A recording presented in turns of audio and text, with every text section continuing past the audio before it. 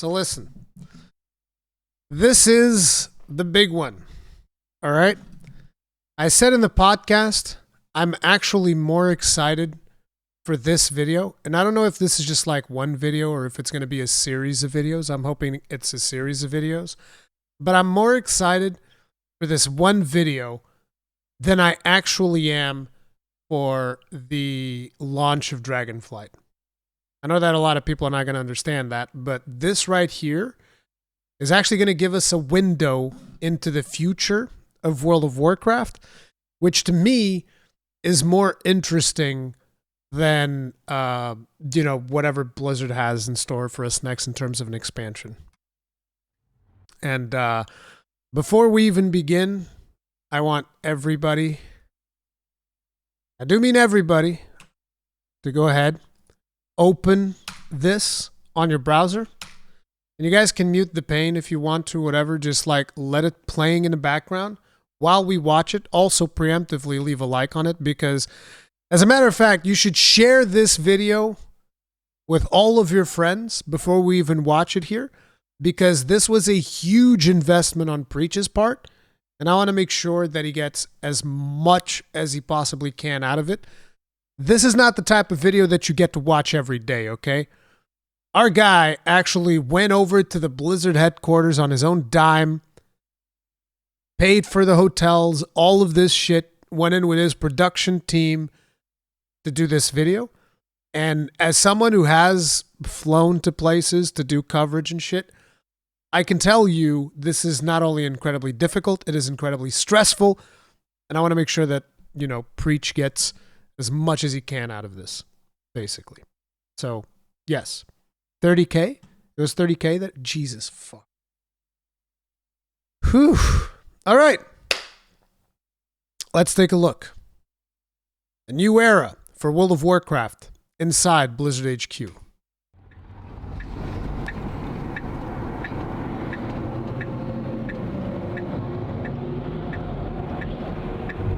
It is Tuesday. We are on our way for the first time. We're in the Uber right now with all our stuff. By now, you guys have probably seen the tweet that we're going to be filming today. I wrote a couple of days ago and was hoping Ian would be fine with it.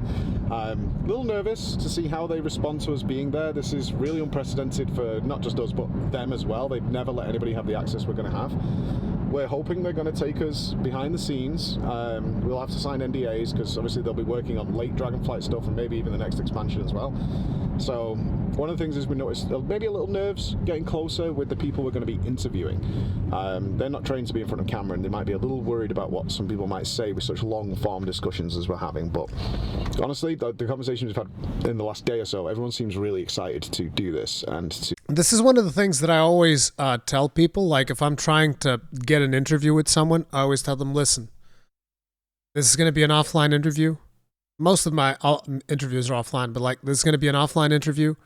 And if you say something that you want to take back or whatever, we can edit it out. Not interested in like ambush journalism or anything like that. I think it's important to make sure that the people who are interviewing are comfortable, even if they aren't camera people. They need to be placed in a comfortable position. Otherwise, they're going to be they're always going to be very wary of what they can say, what they can't say. I want to put people in a place of, like I'll sign an NDA. I don't give a fuck. It's whatever. And I think that Preach probably would have done the same thing. That's what I would expect anyway. Show the change that's happened at Blizzard, which is our role right now is what has changed, what happened. We know what happened, all the allegations.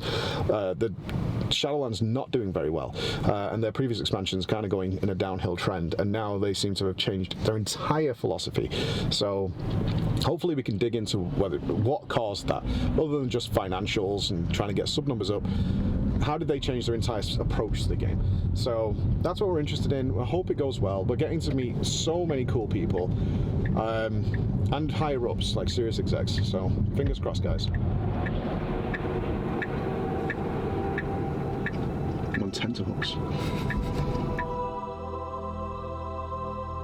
The sheer number of cases that came out at that point, I was like, oh my god.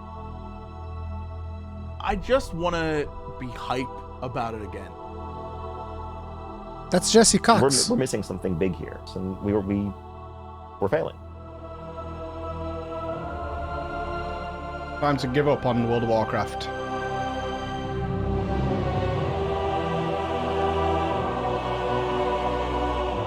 Almost a year ago, after 10 years of making nearly daily World of Warcraft content, decided that I could no longer do it. My love of the game, my passion of the game, and my enjoyment of the game had been reduced to absolute zero. Dragonflight starts coming, and one of the messages I receive is they have changed practically everything that I disliked about the game. So, what changed? Blizzard suffered through heavy issues during COVID-19 and then a spate of sexual allegations and lawsuits which entirely disrupted the upper management. That's a lot that's happened. What's really changed? So, we decided we would go and find out properly. If I was going to play this game again, enjoy this game and make content for this game again, I need to know the real truth. So we sent a message to Blizzard. We're not looking for money. In fact, we have paid to be here. That's right. This is not a marketing scheme. This is nothing that Blizzard has organized. They haven't asked me to come here. We asked them. We said, we will pay for it. We will come there. All we ask for is a bit of your time and sitting down properly. Over the years, I've done several interviews with Blizzard employees from the top brass, but always under limitations. Being in front of a live Twitch stream, being in front of prepared questions or general guidelines of the things we're going to talk about. And I don't want any of that today. And Blizzard said yes. They said, absolutely.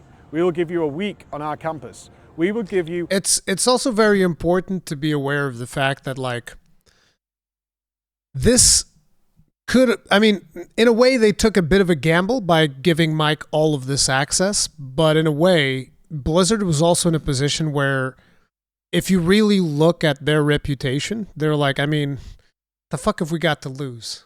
You know, if he reports negatively, everybody on his channel already hates us almost at this point. So even if he reports negatively on us, what's really going to change? Not much. So Blizzard was also in a position where they didn't have a whole lot to lose, I feel like, by granting Mike all of this access. So that's also important to talk about. But another thing that I want to bring up at the head of this, because usually whenever you talk about World of Warcraft, the comment that always pops up is, oh, the old World of Warcraft team is no longer there. These are not the same people that made the game you fell in love with. And then you if you start taking into consideration all of the things that took place with the sexual harassment lawsuits and all of this stuff, it's like, well, are those the people that you wanted to be there? It's like, did we want Alex Afrasiabi to be there harassing all of the female employees? Was that a good thing? You know, all of the people that are involved in all of these, allegations of sexual assault, sexual misconduct, workplace abuse, all this stuff. Are these the people that we want to be there? You know? So it's like, in a way, you might argue that with the current changes, you know, if they can get some things right in the game, you technically speaking could even have a better team. Because you no longer have the predators there, at least assuming that we take some of the stuff that they've said at face value, where they said, oh, we've been cleaning house, we've been getting rid of all these people. And this is also something that I hope Mike can address. Because, like, dude, hey, listen, let me also tell you guys something, okay? If Mike can tell me that the working conditions at Blizzard are better, that means I can play Diablo 2. That means I can play Diablo 2. Mike, please save me. Unprecedented, unfiltered access to our facilities and to what is going on. So as you can see, guys, I am here. I am standing on the Blizzard campus in front of the famous orc statue, and I have been and met absolutely everybody. Let's go on this journey and find out what the real truth is. First of all, let's sit down with two of the big guns. You probably haven't seen these outside of major announcements and don't know who they are, but they are very, very, very big deals. First, we're going to sit down with Holly Longdale. Holly joined in 2020 to take over the Classic team. She has so much MMO experience, it's ridiculous. She spent nearly 10 years alone on EverQuest 2 getting their Classic game up and running, and she's now the Vice President of all of World of Warcraft. With her, John Haidt. John's been in the game since 1993. He's worked on video game franchises you guys probably love, like God of War, Command & Conquer Red Alert. He literally, Ooh, God of and I War mean 3. this, wrote the book on how to create video games. He was a professor for years and joined the World of Warcraft team in 2011. He is now in charge of Warcraft, not just World of Warcraft, all of Warcraft. I couldn't miss the opportunity while I had these two here to find out how Classic came about and how it's probably influencing Dragonflight.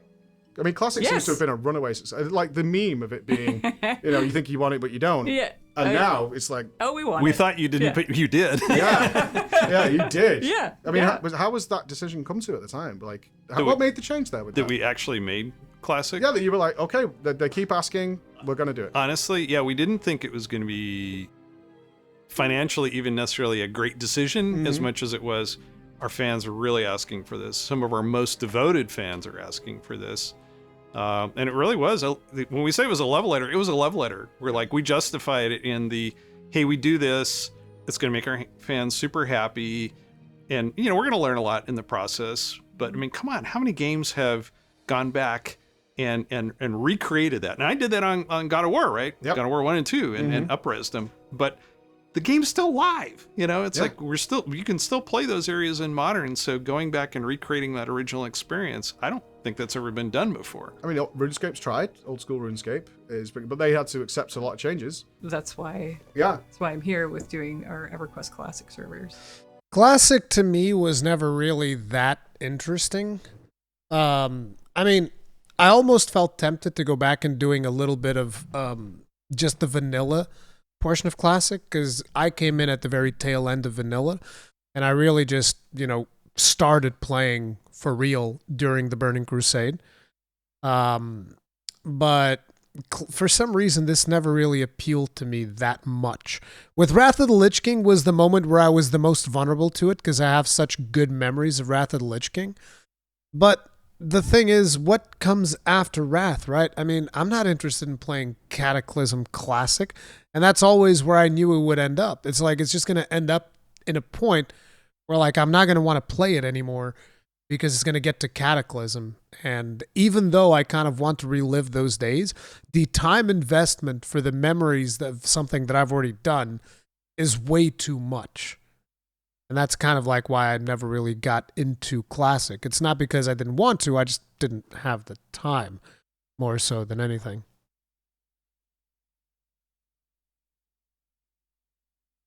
I'm going to speak some blasphemy. I actually prefer post-Cataclysm low-level quests over the original. I mean, that's fine.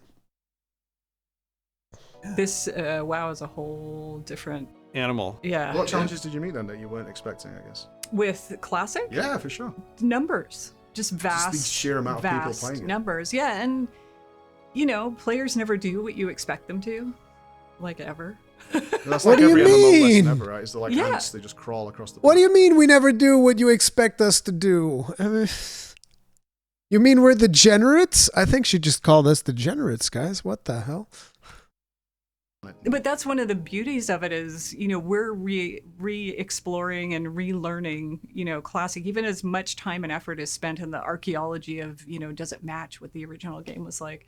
But when players interact with it now, the skill that they have, the knowledge, that some of them have done it before, all these. See, this was another aspect that I didn't want it to get back into Classic for, because like if I wanted to get back into Classic, I would like it to be because of the things that I didn't see. So I'd like to like experience the things that I didn't get to experience at a much slower pace and just like gradually discover everything. And you can't do that because people played Classic like absolute fucking degenerates, like 24/7. Let's go, go, go, go, go.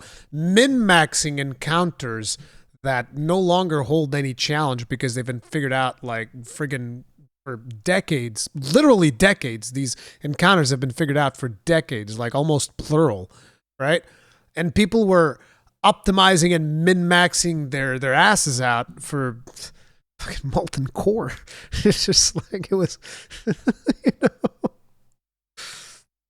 like really interesting little edge cases and stuff that they find. And, it's a day-to-day, wow, look what they figured out.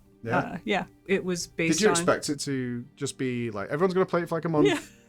Was that your expectation? Kind of. I mean, I remember our original estimates, and it was kind of funny because we totally underestimated the number of realms we were going to have. And I can remember, like arguing with one of our regions, it was like very conservative and like, we're only going to need this. And we'd flown out there and we're like, no, we think based on our estimates in North America, you're probably going to want to have more than that within, and, God bless the classic team, but like literally within weeks, they had to spin up 10 times our estimate. Yeah. Almost like the original WoW. To handle it. Yeah.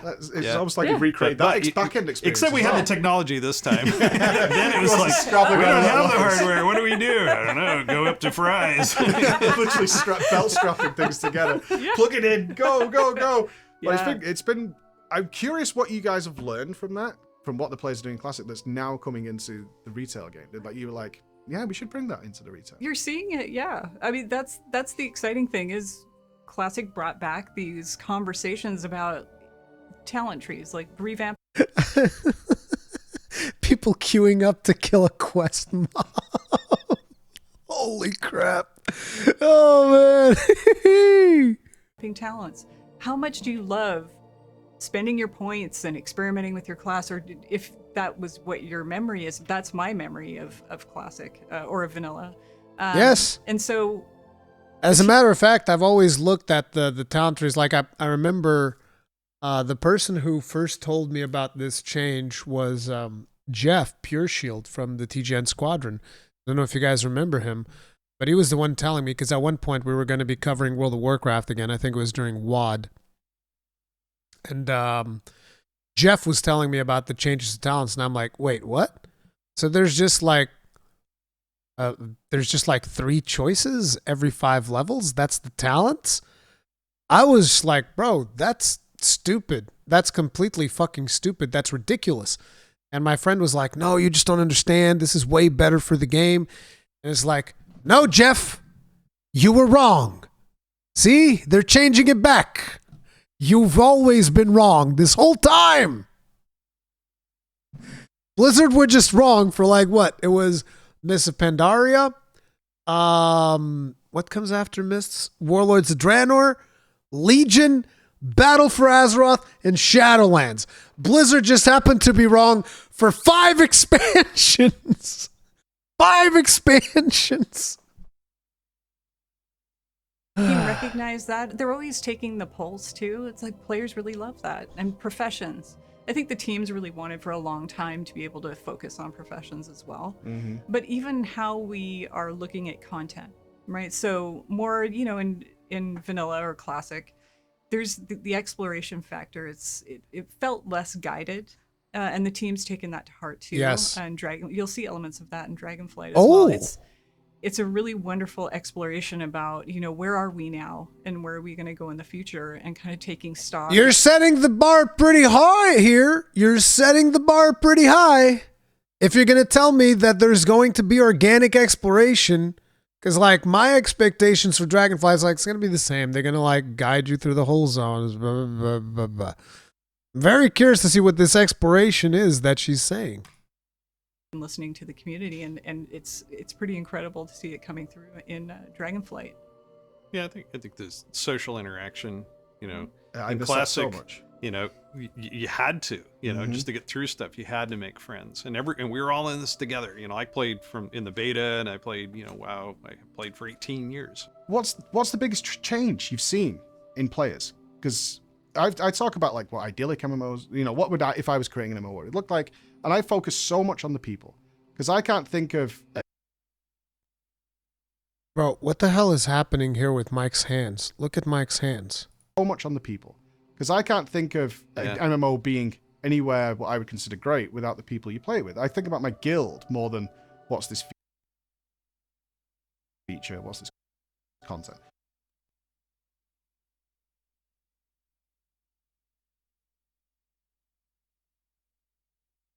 Editor remove the microphone in post. Oh, there was a microphone there?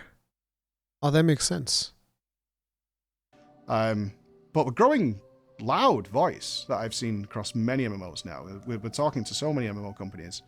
A lot of players who just want to Actually looking at it, yeah, like you can see that there was some fuckery with this image right here. This is some classical, what's it called? The clone tool in Photoshop.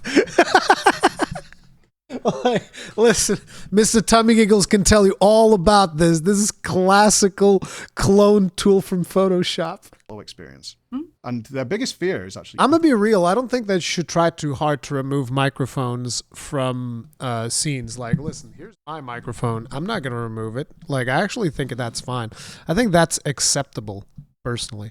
But I get that they're trying to go for a more professional approach. But now the whole mic clipping his hands through the thing is just like, as someone who works in video, it just completely throws me off. I'm like, what the fuck is happening there?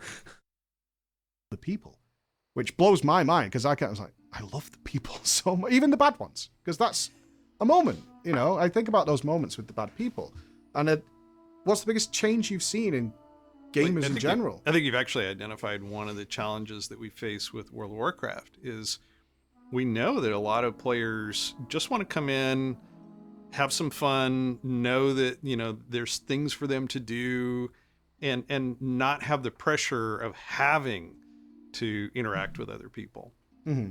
But then they want to, you know, and then when they have that chance encounter, you know, where someone happens to be farming the same thing and you just got killed 3 times and, you know, okay, let's join in a group together. We did it. We killed it together. Awesome. That's cool.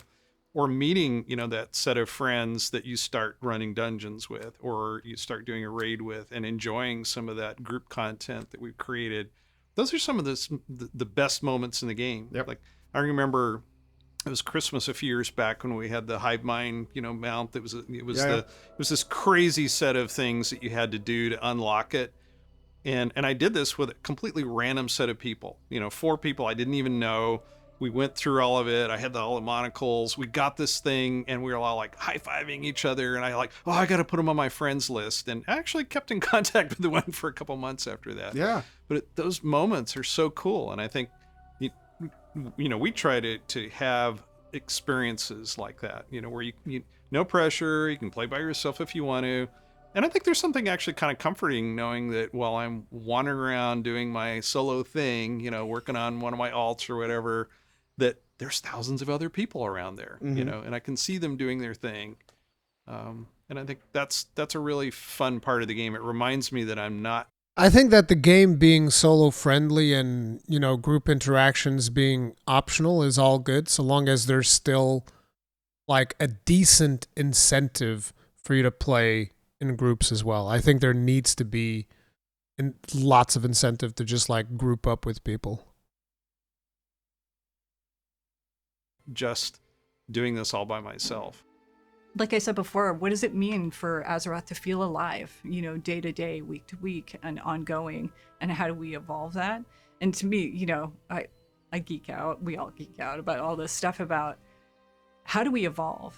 We are committed to WoW evolving and delivering more for players and being mindful of the community. So when you're talking about how gamers have changed, we have people like you, people that we are a living, breathing community, not just in Azeroth, but outside it as well. And really, you know, advancing our thinking about what does it mean for all of us as a community around World of Warcraft. So we're thinking really big, you know, and then also, you know, what's going to bring players along, you know, week to week, month to month, and make sure that, you know, we're serving our community who want to live there. This is why this trip is so important. Sitting down with these guys, finding out how Classic came about and how it's going to influence Dragonflight, so amazing. But one of the things I'm worried about with coming here is I actually don't know how everybody plays World of Warcraft. I think back to my day to day, from vanilla all the way up until the end, and the sheer amount of mandatory content that has been added to the game over the years has just grown exponentially, including several systems which are just infinite in time. Now, of course, mandatory is a subjective thing. If you break it down, everything is optional. But if you wanted a character wearing the current gear, the latest Jesus legendaries, Christ, whatever it might be, your commitment to the game has massively increased. Even doing content that perhaps you don't like simply because you have to. Torghast would be a great example of that. But the thing is, I actually don't know whether people like doing that. Nobody does except them. So let's sit down with Ian and try and find out how people spend their time in Azeroth. But I know how you guys spend your time, and that's by picking up a display. Display are proudly sponsoring this video so we could take all our equipment, pack up our staff, and fly across the world in order to speak to Blizzard on your behalf. If you like this and you want to see more of this, especially check out part 2 of this video where we're going to be looking at how World of Warcraft is made, then why not consider picking up a display? And using our link down below, you can get up to a massive 44% off your display order. And we have these amazing official World of Warcraft displays that you can pick up in time for Dragonflight as well. So if you're looking for some cool art that's very, very easy to put up, you can swap them around. You can have You guys are looking to get a display? Display and help us out. And maybe Use this you link. can go visit some Oh other God, people you'd like that to link is talk to bad. as well. Give me a second. That link is like really, really bad. Jesus, that was a huge link. Wait, can I? Oh, I guess it's just like actually supposed to be. Oh no, that's the YouTube redirect. Good God, why are you like this? I wish I could see the actual link. Hey, but look, if you click the link, it still works. All right, I tried. I think if you do it like this, there, that one should work.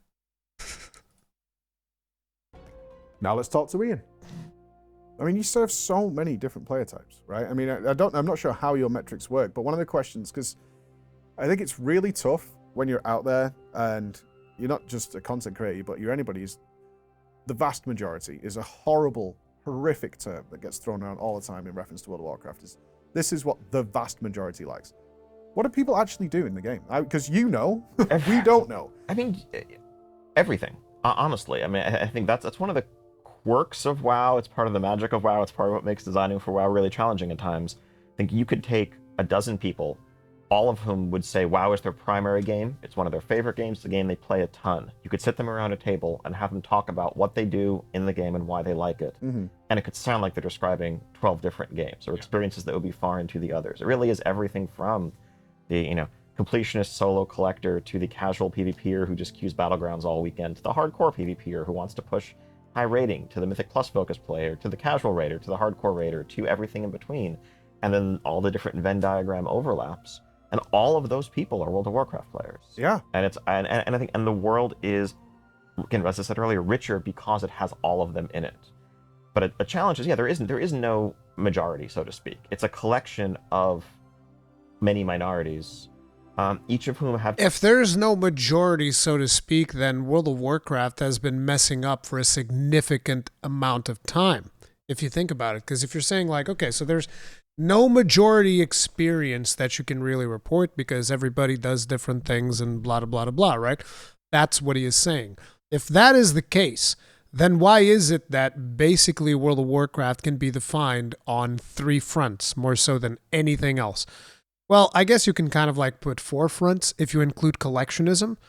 But basically the three main fronts of World of Warcraft and the point at which because like they don't invest that much money in collectionism, I feel like. If anything, collectionism is actually really weird because there are so many things that are only in the game for a certain amount of time, which makes collectionism extremely frustrating, I feel like. But if you really think about it, where does World of Warcraft really put their resources in whenever they're developing content? And you can point to three main things, always. It's Mythic Plus, rating, and PvP. And that's it. That's where most of the World of Warcraft development resources go to. And if you're telling me that you can grab 12 people and all the 12 people do 12 different things, then you should be pouring more investment into those other things. Different and sometimes competing interests. Yeah. And I think that's part of the challenge when it comes to listening, addressing feedback. I think, often the two are a little bit conflated, where hearing feedback should mean, in the eyes of players, and understandably so, well, do what I say. I told you I don't like this. We told you we don't like this. And you didn't change it, therefore you're clearly not listening. Especially if that person believes they're a reasonable person. I'm a reasonable person, and I think you're incorrect, so... And they are, and they are a reasonable person. And I think it's totally reasonable to want to advocate for the game that you want to play and the play style that you favor. And it's our job to take everybody's concerns into account. It's not a player's concern to take other people's... Whose concerns did you take into account? Like, who was the player that actually said, yes, I think that having a covenant that has two abilities for my class being something that I'm forced to be locked into is a perfectly reasonable thing that I most definitely want to engage in. Who is this player? That's what I want to know. Who was this player that was like, yes, I like this idea of being locked to a covenant, even though it's going to basically dictate my viability in raids and Mythic Plus and other types of content. Yes, I love this idea, especially with how good you guys are at balancing things. Right? People's happiness into their account and playing a game. They just want what's going to make it the most fun for them. Mm-hmm. And so, I think the challenge comes where sometimes those desires are directly conflicting. Where, You got an example? Yeah, I mean, I think rewards are a clear case. I'd love to get into this with you. Yeah, right. It's basically the people who want to do a thing and don't see any value in it and want it to be more rewarding, versus the people who don't want to be forced to do the thing and want it to stay not rewarding at all. Or, should PvE gear have any place in PvP, or vice versa? And to some extent, like we can continue to separate out the ecosystems to solve these problems. We can say there's no crossover whatsoever, and you're basically playing a completely different game if you're doing this activity versus that activity. Or to the extent that there's crossover, there's going to be some people who would prefer it weren't that way. For sure, because I mean, one of the most common things, and I'm guilty of this, and what I can also honestly say after now we're here is, I definitely got to the point where I was so immersed in it and not happy that I definitely went overboard with where I was, which I think is the place you end up with because of a business relation. It's like, ordinarily I just put the game down.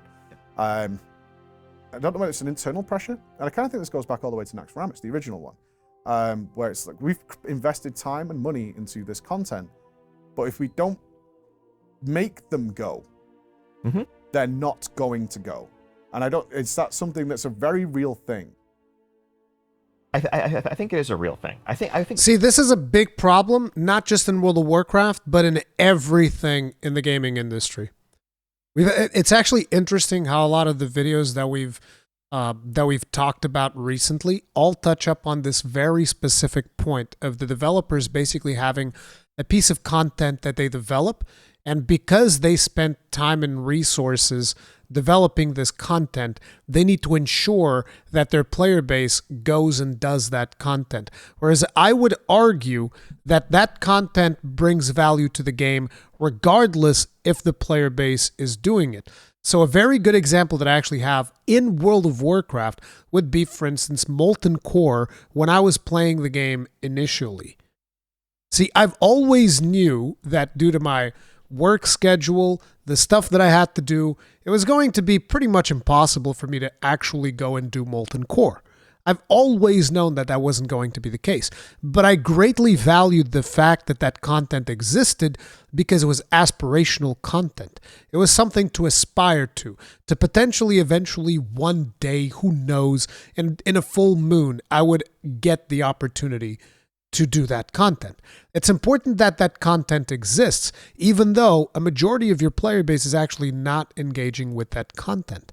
I think that the simple fact that this content exists is a net positive for your game, regardless of how many people engage with it. And I can give you another example, for instance, in Final Fantasy XIV, which is the Ultimates. I would argue that a large majority of people are not going to be completing Ultimates because it's like the hardest form of raiding. It's damn near 20 minutes nonstop high action gameplay where you need to perform at the best of the best of the best. And if anyone makes one mistake, that could spell the doom for the entire run for a solid straight 20 minutes, which is a really big challenge, in my personal opinion. So a lot of people are not going to do this content, but the content existing ends up being a net positive for the game. Another example I can give you would be Elden Ring. I've talked about this plenty of times in recent videos, which is the Halictree area, the area where you face off against Melania. A large percentage of the player base has never even seen that area in Elden Ring, but the existence of that area brings value to the game, regardless of people engaging with it or not. And I feel like developers need to be comfortable with this fact, because otherwise their experiences are not really going to allow for magical moments of exploration and discovery. There needs to be this content in the game where not everybody is going to engage with it, but the simple existence of the content brings value to the game, if that makes sense. Make is maybe too strong a word, but if we don't incentivize it, if we don't make it feel like you are progressing in some way as a result of it, then yeah, people probably won't do it. But I think if we made a zone full of awesome quests that literally offered no rewards, as a hypothetical, right? No experience, no gold, no items, nothing at all, but it's really cool content. But why wouldn't it offer rewards though? That's the thing. It should offer some rewards. These rewards don't have to be power. It can be cosmetic rewards. Like look for instance at what you guys have done recently. I'd actually be curious. I don't know if Preach asks this question, but look at what World of Warcraft has actually done recently in the form of that special mount that you get for doing the Death Knight starting experience on a classic realm. You get like this special blue mount, right? And it's like, that's a reward. It's not really like a super massive mandatory reward, but I bet you that got a lot of people to do that starting zone experience. I did it, and I'm not even interested in playing a Death Knight. But it's interesting to go back and like reminisce on those days because I did do that experience back in the day because I did make a Death Knight. And it was interesting to go back and see what the game was like back then, even if just as an exercise to you know, of just remembering what the stuff was like. And I think that was cool content. And not to mention, you got a cool reward out of it. And it was not a reward that was tied to player power. I feel like the problem that they had is that they tied every reward to player power, and you shouldn't have. There should have been more cosmetic rewards and less rewards that tied to player power, and that would have gotten people to do it more often. I would have probably done Torghast way more if it dropped like some old mounts or something. People wouldn't touch it. People who did might touch it once. And that's not to say that, you know, the people who would do it if you're doing it to level, who would do it if you're doing it to get a profession recipe, to whatever, are going to dislike it as a result. But at the end of the day, it is a game that, as part of just the core RPG progression, you have a lot of goals, you're making your numbers go up, you're trying to overcome challenges, you're choosing how to spend your often limited time these days wisely, and you're going to spend that time doing things that are getting you closer to your goals. Maybe like at the end of an expansion when you have no more other goals left, you might go back and chase cosmetics or do things that, you know, you haven't had a chance to just for completionist's sake. But those feel like lost opportunities when there's something out there that has potential that's just underutilized. Yeah, so where do you draw the line then in being incentivizing it via power? So, you know, it's Torghast throwing the legendary requirement into there, versus this gives you a cool mount. Do you see a distinct difference in participation? Because it's like, oh, they'll just look at it. And I guess a good example of this would actually be challenge modes. Mm-hmm. And I don't know if you know the participation rates there, which were purely cosmetic rewards, right? That's all that challenge modes gave you, was just a transmog. And did that come across as perhaps a failure? Because not enough people did it? I don't think challenge modes were a failure, no. Their participation was overall quite low. It got a bit better. I want to say, if I remember, towards the end of Mists, I think we added a decent chunk of Valor for doing challenge mode runs that helped, like, it helped justify it to people who were just looking to cap their Valor for the week. They could at least work towards something else at the same time. But it wasn't seen as a failure because I think it also, as someone who worked very directly on challenge modes, 10 years ago, it wasn't 30 people laboring to make this thing. It was, let's try an extra difficulty. Let's add an extra overlay on the content we're already making. And for the people who got a lot of value out of it, a lot of enjoyment out of it, that felt well worth what we put into it. Mm-hmm.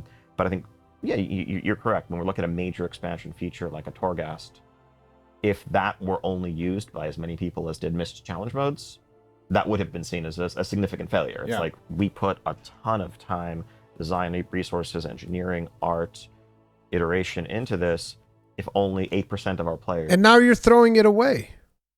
When you have a technology that, in my opinion, is actually pretty good, because the whole concept of Torghast is making your characters broken, overpowered. That's the whole concept. For that brief moment that you're in Torghast, your character is an unkillable murder machine that shreds through everything. And I think that is actually really fun. The problem there is when you force players to do it multiple times just so that they can get their legendaries, because I think Torghast is more fun when you're doing it as an optional thing as opposed to a mandatory thing. And I think Torghast could have stood up on its own 2 feet if you were to given it, let's make Torghast something that you can kind of like gear up all the way into, say, close to Mythic +5 or something like that, right? That would be the higher tier of Torghast. You can just like go in there and do it almost like a dungeon, gear yourself up all the way up to Mythic +5. That would be something that you could do. Or you could just put cosmetic rewards in there. Maybe you can get them out. Maybe you can even get them out deterministically by doing certain things in Torghast, right? Maybe you can get a certain, like a special looking weapon. Maybe you can get a special looking shield. I think that Torghast could be interesting if it simply wasn't mandatory. Just did it. Well, then we should really... we should have just put those resources into something else that 90% of our players were going to do, because we would have made more of our players happy. At the end of the day... but that's the thing. I don't think you can think of it like that, because if you think of it like that, you end up developing by committee. And you don't want to be put in a place where you're developing by committee. You should be developing what gives value to the game, but not necessarily something that everybody's going to do. Like I said previously, like the Molten Core stuff, like it just existing is good enough. It adds value to the game, even if not that many players do it. The problem is there's no data for what this perceived value is. There's no data for what is the perceived value of an ultimate in Final Fantasy XIV. But I guarantee you they're not doing it because 90% of the player base is going to go and complete an ultimate. That's simply not the case. Like that's the challenge we're trying to solve. It's we have a finite team. Even as we grow, even as we hire, we have this many, person hours of work that can be done this year. How do we deploy those? How do we allocate those in the way that's going to make the most fun for the most players? Well, one of the things in Dragonflight that's changing is because obviously part of what I would consider the failure of Torghast is that people felt... I know that one of the reasons I stopped playing was I'd log on to my alt, and it was like, okay, I kind of need to farm a legendary, I kind of need to conduits, I kind of need to do this. And as somebody, as I'm sure you're aware, I was a huge champion of Torghast. Like I had a great interview with Morgan about Torghast, and then a lot of it changed. And I was like, this is just killing my soul. It made me very unhappy. It's like, where do you then... Is that just a case of looking at alt friendliness for that? Or is this in Dragonflight where you actually have completely smashed this out of the park? There's a few pieces to that. I think even aside from alt friendliness, which was clearly an issue there, I think that the mandatory weekly loop, the feeling that you have to do this basically every week, essentially forever. And if you miss a week, you're falling behind. And if you put it off, I think that's something that got us thinking a lot about just the player psychology of how people approach mandatory things with expiration date, perceived chores, like that feeling of maybe it's Monday or I guess Tuesday if you're in Europe, and Wednesday. The last day of the week is what I'm talking about. Oh, so okay, Tuesday, okay. if you're in Tuesday, Europe, yeah, all right. you had a long day at work, then you went out for dinner with your friends, with your loved ones, whatever. You come home, you're exhausted, and you realize like, oh crap, I haven't done my Torghast run Been for there the many week. times. Exactly. Does that make you feel good about World of Warcraft in that moment? No. Absolutely not. And so why are we doing that to people? And there's a lot of ways around that. There's, it's catch-up mechanisms so that, if you knew that if you missed it this week, you could just catch up and do 2 next week or whatever, suddenly the psychology is very different. If there's more flexibility and, you can do multiple weeks in a row, or if there's just if it's less of an exclusive reward that only comes from this one source, now suddenly it's fine. Yeah, you're tired tonight, you had fun doing other things, you don't have to log in when you don't want to. But in any case, getting back to Torghast, I think... Are they learning? Is Ian finally learning?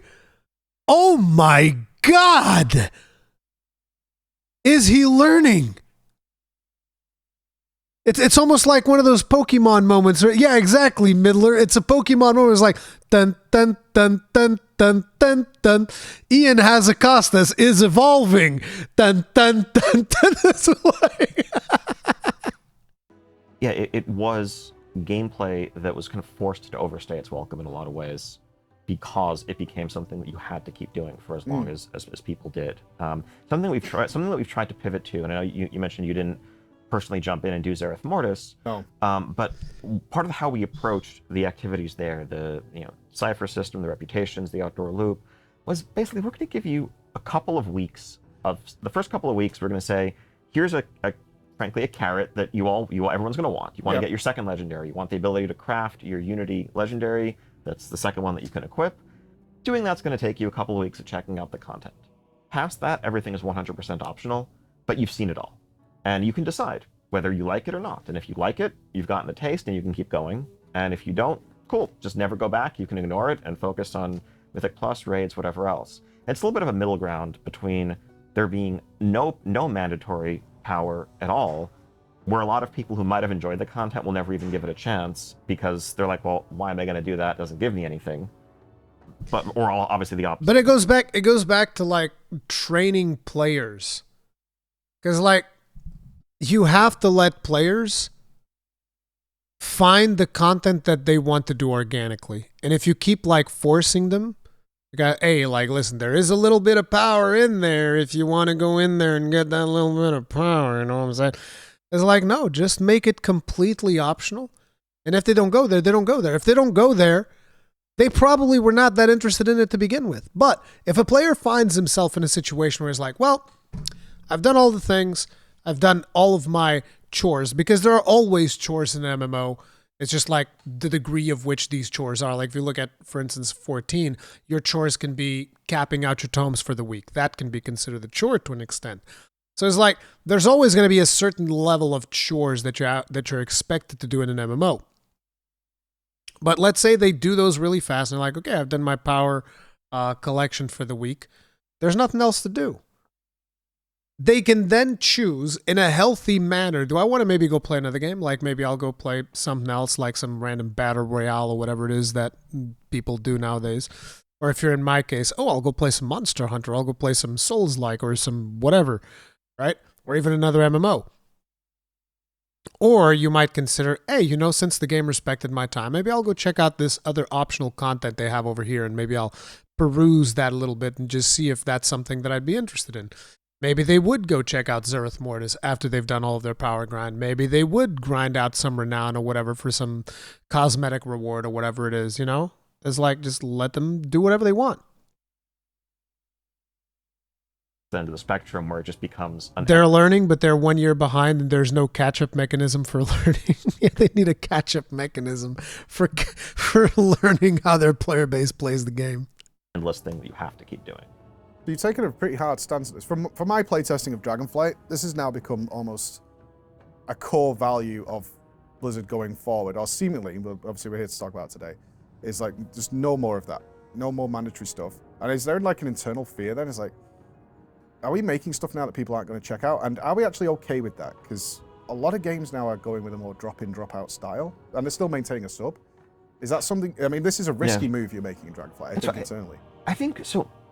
The concept of mandatory, I do think, only applies to a certain portion of the player base.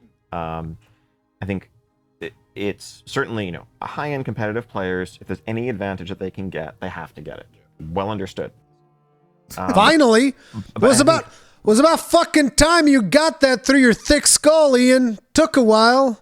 From someone coming from a guild called Elitist Jerks, I can't believe it took you this long to understand this. Some of what we're also moving away from that lets us, like systems like Renown or Outdoor World Loop, they have powerful rewards from them. You can make, this profession crafting reagents at the end of a Renown tracks that will let you make 402 plus gear that is heroic raid quality. There are other, profession recipes and other things that people will look at and want. But the Mythic Raider who's looking to, push the Hall of Fame isn't going to look at any of those things and say, oh no, this stuff I need from this that I can't get elsewhere, therefore I have to do it. Yeah. And some of that is just a product of moving away from the auxiliary, so-called borrowed power, alternate advancement systems that we had in the last few expansions.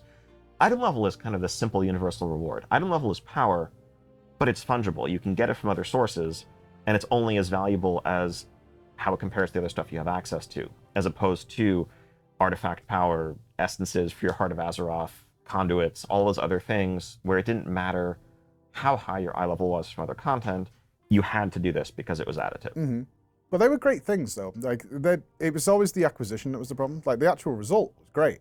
I just don't want to farm 50,000 honor in Battlegrounds, Like, the actual system itself, and Azerite Armor in particular is one that I'm deeply upset about, because I genuinely thought item level is something, and again, it's personal bias, I have no issue with Mr. Does his world quest having the same item level as Mythic Raider. But Azerite Armor seemed to perhaps open the door to be like, well, we can tailor this now to world questing and your experience. We can do it for PvP. We can do it for Mythic Plus, make 5 mana more fun things. It didn't go that way, unfortunately. It was kind of the set bonuses that are out there. But now you are upping the rewards from Mythic Plus, giving those guys natural appeasing people like JB, so you can actually stop raiding for the most part. And is that something that's also changing long term, or is there still an idea of if you're not raiding or doing high Mythic Plus or high PvP, you should still be a bit lower? I think there's definitely a little bit of still a spectrum there. Eye level, is if you want 415, 421 type gear in Dragonflight, you're going to need to do high-end PvP, high-end raiding, high-end Mythic Plus. We do want outdoor play and certainly professions to be able to push farther into that track than they ever have before. I think at times in the past it's felt like if you were a solo player, well, you kind of capped out at maybe you could get a couple of normal mode raid pieces, and otherwise you were like 30 eye levels behind the Mythic Raider. That's, I think, too large a gap, and something we'd like to close. And that's, really speaking... I think that too many people place too much value in item level. And what I mean by that is the reason why the developers, always kept the average Joe players from... just jumping in and actually getting a high enough item level. Like, I don't think item level is all that, because you put, let's say, for instance, the item level cap would be like, as he was saying, like 421, whatever. Let's say 430. You put 430 item level gear into the hands of a casual outdoor world noob. He's still not going to go do a mythic raid. Going to get his ass handed to him, because item level is not everything. As a matter of fact, you could pitch that casual player in 430 item level against a hardcore raider in 400 item level, and a hardcore raider will whoop his ass in the meters easily. It's just like item level is not nearly all that it's cranked up to be. Back to some of the earlier conversation about player groups and silent majorities and so forth, we do feel like we have underserved the just solo outdoor focused player who chooses to spend tons and tons of time in World of Warcraft over the years, and they care about progression too. Yep. And I think it's often inaccurate to just assume, oh, well, because you're not trying to push high keys, why do you even need item level? Yeah. At the end of the day, people want the number to go up. Speaking to Ian this time really opened my eyes to some things, and probably something that you guys have been guilty of as much as me. Why don't the devs listen to us? I spent months, years of my life shouting from the rooftops about things that I considered to be obvious problems, and in many cases did turn out to be. So why is that not getting back to them? Well, it turns out it is. A lot more than you guys probably realize. I spent the entire week with the communications team. Those were the guys who were guiding us around, and they were absolutely incredible. But one of the things they really stressed to us is how much on a weekly basis they gather as much information as possible from the community, reading forums, subreddits, everything, watching videos, and feed that back directly to the people in charge. Some of you might scoff that no they don't, but to clarify this, we spoke to Josh Allen, aka Law. He was with Blizzard for 9 years on the communication team itself, has no reason to lie, and the only reason he left Blizzard was because such a large advancement in his career came up elsewhere. Well, that's one thing we like learned that. from the current community manager team is I was like, what is your day-to-day job then? And they were like, well, we get like the patch notes and we sift through those for things that are relevant, because a lot of them are like bullshit data side things that nobody cares about.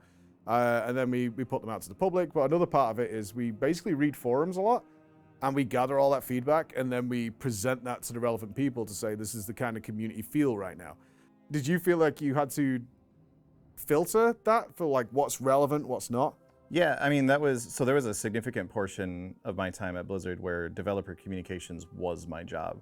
And then my job got reconfigured into being more influencer focused, and everyone was like, why does Lore hate us now? He doesn't talk on the forums anymore. I'm like, well, yes, that's because it's not my job anymore. I'm no longer doing that specific task. There are other people doing that task. Go listen to them.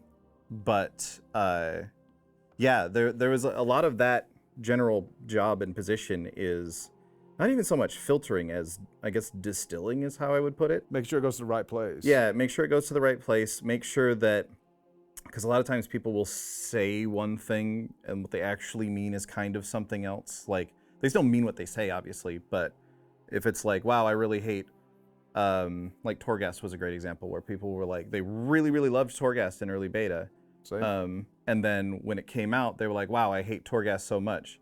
And the takeaway from that was, okay, what changed? And what changed was rewards were added to it.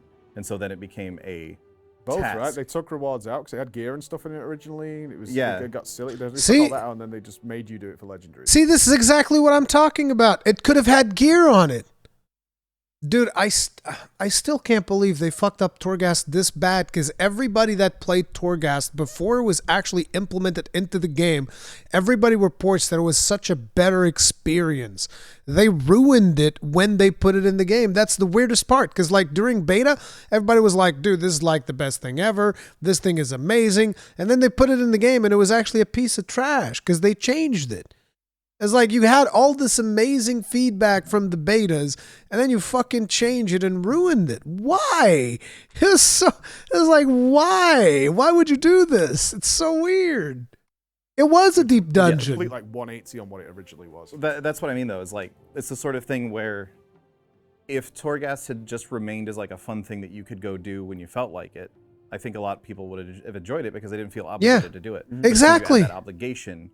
That was the point where it became a chore for people, and it became Torghast at that point. Exactly. And so that was the sort of thing that like we would look at that sort of feedback and we'd be like, okay, yes, everyone's saying they don't like Torghast, but the majority of the reason we can tell from reading all these different things, and like obviously there's a variety of opinions as well, so it's always a matter of like what are the biggest pain points to be discovered, because like occasionally there were some people just like, I don't like the way the Ghost Boys look. I'm like, okay, well that's valid opinion. You're allowed to not like the Ghosty Boys, but that's not what I'm going to take to the development team as like a priority issue that needs fixing. Yeah.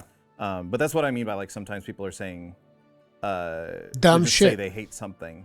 They and just you say have to dumb spend shit. some time figuring out, okay, why do they hate this? Yeah. What about it is I mean, the it's no actual different problem? than YouTube comments. It's like, I fucking hate the sound of his voice. Okay, do you hate my accent? Do you hate the microphone I'm using? Yeah. Am I too loud? Am I not normalized properly? Like, try to figure it out, or is it just, you just hate the sound of It's my voice? actually your face.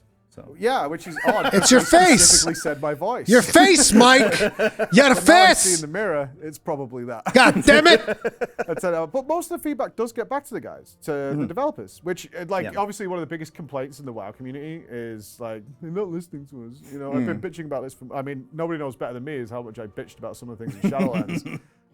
But they do generally get most of the stuff there, which is surprising when you find out. It's like, yeah, they do. They kind of do. Yeah. If people are, especially once a point becomes like, well, everyone knows that no one likes this thing. It's like, well, yes, everyone also includes the development team by this point. You can be fairly confident in that.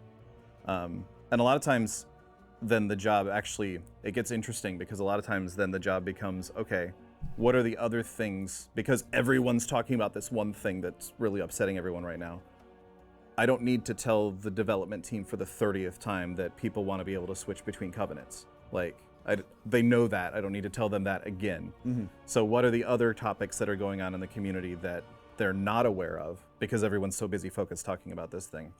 And so making sure that those other bits of feedback and those other smaller conversations still make it to the development team. And that's not like trying to like distract them from the more important conversation or anything. It's just that work doesn't need to be done. But yeah, like, so a lot of time there's been cases in the past where it's like, okay, we like the team would learn about what the features were in the upcoming expansion, and I would be like, okay, that feature is the one everyone's going to hate. Like, I can tell already what's going on here is people are going to be very upset about this. So like me with Covenants. I mean, I knew in 2 minutes it was like, this is a bad idea. Yeah. Covenants was a weird one just because I did not fully understand what it was for a while. Because like, imagine Covenants ended up being a pretty convoluted, especially with like you add in soulbinds and everything as well, ended up being a pretty complicated and convoluted system. Imagine if none of that work had been done yet and someone was just trying to vaguely describe what it was going to be to you. That was Jesus the state that I was Christ. receiving this information in. So I was like, I don't understand. I don't even want to When think they about were that. announced, and Yeah. we're like, we all fill in the gaps ourselves. Yeah. Right, that's what happens. And I came up with a really thorough RPG storytelling thing and all this, and like I was like, these are going to be awesome. That's one of my favorite like pitfalls that I try to warn people about with like every job that I've had and every announcement that I've been a part of is like, please be sure you're ready to talk about something in a complete sense before you start talking about it, because if you just throw out like a vague idea of like, here's what this is going to be. We have this idea to build something that's kind of like this. They will fill in the blanks. Yep. And they will either, if they're feeling negative, they will fill in the blanks with all negative things about how this is going to be the worst thing that they've ever experienced, and thus they will hate your thing before you've even made it, or they will build it up to be this amazing, like huge, groundbreaking thing like Island Expeditions. This happened with Island Expeditions in BFA, where everyone was like, "Oh my God, we're going to go to all these islands, and it's going to be like this really cool, like PvE, but kind of PvP-ish sort of thing, and that's going to be great. And we're unearthing these artifacts, and we're finding all this cool stuff." And then we're like, "Wait, this is just a thing that you queue for? That's like." That gives you artifact power really quick. It's just scenarios again, like yeah, kind of. And yeah. They sold that as, I think Garrisons is probably the worst situation ever because Garrisons, they were like, you're gonna get to build it, and immediately the impression you get is, I'm gonna get to customize this shit. I'm gonna, like, as an old school classic raider, I'm gonna have like Onyxia and Nefarian's heads like facing each other, and then I'm gonna be able to have the tail around the building. You know, I'm gonna customize it, and then when we got it, it was like, well, somebody has a stables here and someone has a stables here. And that's kind of the limit of your customization that you're going to get. Yeah, that's also why I think it's important to like have started building something before you start talking about it too much. Like just the nature of software and game development, especially at on a team the size of the World of Warcraft team, means that until you've built most of it, you kind of don't know what it is yet. So now we know. Our feedback on streams, forums, YouTube, whatever, it all gets back to the devs on a pretty much weekly basis. And we're going to hear far more from Josh in his own interview we'll be uploading a little bit after this goes out. I found out why things don't change. Because you guys probably have the same question, right? We're moaning about it, we're complaining about it. Why is this feature not being iterated on, developed in some way? Suggestions we're putting forward not happening. This is when I learned about modular design. Modular design is a system that's been in place for a really long time and is going to be changing. In order to find out more about this idea, we're not only going to sit down with Ian again, but we're going to sit down with Tina Wang, who's the Associate Art Director of World of Warcraft, and Morgan Day, the art team. Director. Yes. Over the years, you guys have fell into a habit of almost cannibalizing your own game with every patch. Yeah. Which felt very Oh my God. wasteful. Dude, this is so important. This is so important. Oh my God. This answer. Oh my God. We're going there, team. We're fucking going there. Get ready. Get ready. This is going to be a big one. So what the case that Preach is making is the thing that we're always talking about, how whenever they launch a new patch, or even if, I think you can expand this onto expansions, whenever you launch something new, fundamentally you don't literally delete the previous thing, but you make it worthless. Like, this is something that we were talking about I think even before we started this interview, when we were talking about the Asmongold video, about the concept of, like, you need evergreen content. Like, it's very wasteful to develop things and then losing them. And people are like, well, that's just the nature of the game. That's just the way that it goes. It's always been like this. Why are you complaining? Because now I've seen somebody who actually does this right. If you, again, you bring up Final Fantasy XIV, you talk about Deep Dungeons, you talk about Palace of the Dead, still relevant to this day. You talk about Ultimate Encounters, still relevant to this day. You talk about any of the raids in Final Fantasy XIV, you can do them level appropriate. There's even rewards for doing them on normal mode. There's still rewards for doing them on Savage mode, and you can do them level appropriate. Not only level appropriate, you can do them minimum item level, which makes them evergreen content. Every single bit of content in Final Fantasy XIV, well, maybe not every single bit, but most of the content in Final Fantasy XIV is evergreen, including Eureka, including Heaven on High, including any raid tier, everything. It's still there to be done with the rewards. It's all there. It's still there. Whereas in World of Warcraft, most of the system's features, expansions, they're just like a consumable. They're like a cheeseburger. You eat the cheeseburger, you throw away the wrapping, you shit it out the next day, and it's gone, right? Whereas you look at a piece of content from 14, it's like a piece of art. A piece of content from World of Warcraft is a cheeseburger that you eat, you shit out, and it's gone. Like, I can't imagine. Let's see what the answer that went is. into some of these systems, dungeons. I mean, if you go back to Kata, it was like, and Wrath. Every time the TOC came out, right, every other dungeon's irrelevant now. No point in doing it. And the same with raids, and obviously there's arguments to and for linear raids. But Season 4, you've started to maybe consider, and we've actually seen this happen in a number of other MMOs recently, certainly the ones that are a decade plus, where they're like, we have a wealth of Yeah. content that we've created over these years, and we've just left it. And there definitely seems to have been a lack of iteration in Blizzard's like Garrisons. Garrisons are remembered not fondly, unfortunately, but the premise is really good. It's just people like maybe a more cosmetic style than a practical solution. Warfronts. Yeah. How excited was the player base when Warfronts were announced? And unfortunately, it didn't go that way.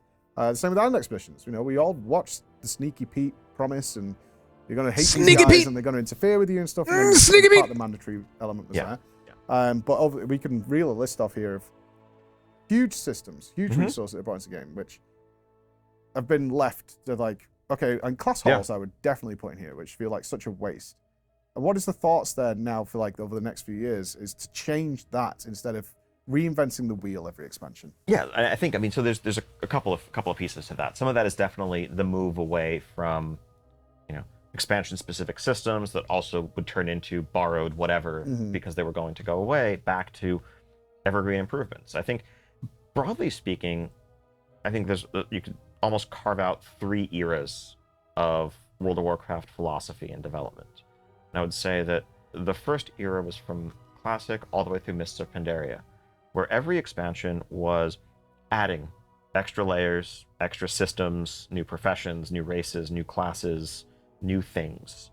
And then we kind of reached, as we were coming up on almost 10 years at that point, a turning point, arguably a little bit of a crisis, as we were coming off like 2 expansions in a row. We'd had like 12 to 13 month final tiers, and just looking at like this infinite scalability, like this infinite exponential growth of like what it takes to make an expansion, both in terms of development, but also player-facing complexity of like, how many systems do we have now? How just complicated is the game becoming? We're going to keep running this game for years and years and decades to come. Can we really just keep adding new permanent systems every couple of years forever? No. And so I think, that's what led to some of the class pruning philosophy that went into Warlords. It's what led it to kind of pulling back in some areas, but also the idea that we needed to be able to make things that were not permanent, that we could go deeper, focus them on a single expansion, have them be the hallmark of that expansion, but they weren't going to add to the ongoing complexity. That was, and so I think that was going into Warlords. And I think, as you mentioned, there were definitely some missteps with the Garrisons. Yeah. But I think, moving ahead into Legion, it was like, well, okay, obviously we don't want something that pulls you out of the world. The class hall in some loose ways with the mission table, with some of its trappings and customization, was a little bit of a successor to the Garrison system. We wanted it to be a social space where you'd see all the other people of your class. And of course, that's where we also brought in, a power component to it, artifact power, and all those systems. And it's important to bear in mind that, we're planning a couple of expansions in advance. The development cycle of an expansion is quite lengthy, from initial conception to pre-production concepting, beginning to flesh things out. So we had, we knew what the feature set for Shadowlands was going to be well before Battle for Azeroth came out. Yeah. And so a lot of that was the ongoing outgrowth of like what seemed like a very successful experiment in Legion. Legion was very well received overall, very popular overall. People had nothing but praise for its systems. And so part of what, the team as a whole was thinking was like, okay, this is a great formula for a modern expansion. That I see the thought process now. What is our artifacts of the next expansion? What are the things that are going to fill these holes that we're going to leave? Now, there are a few things. I also feel like that type of thought process is going to lead you down. Okay, I found like my formula here. Let's not innovate. Let's just keep standardizing this system, and let's keep at it forever.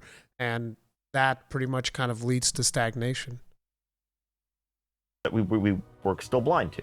I think first off was the initial excitement of like, oh my god, I no matter how much WoW I want to play, I can always keep progressing my character. This is awesome. I can log in on Saturdays and feel like I accomplished something, as opposed to the raid logging people were accustomed to in Warlords.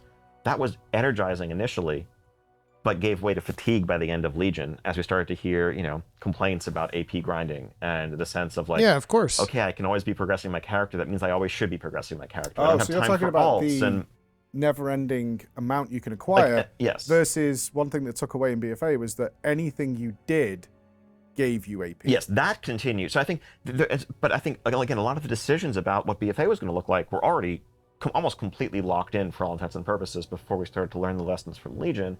And even Shadowlands was beginning to respond to, well, what didn't work in BFA, what was missing from BFA, things like what could the successor to the class halls be? What if there are Covenant halls? What if these are, places that have more depth and interest to them than anything we offered in BFA?